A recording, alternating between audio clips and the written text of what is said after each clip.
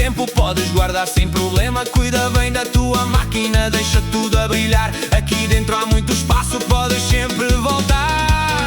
Põe o carro, tira o carro quando o sol acordar. À tardinha volto outra vez, só para estacionar. Que oficina tão jeitosa, sempre pronta a guardar. Quanto mais lá eu apareço, mais vontade de voltar a ter. Só que o meu velho reboque também queria entrar, mas o espaço era pequeno, não dava para encaixar.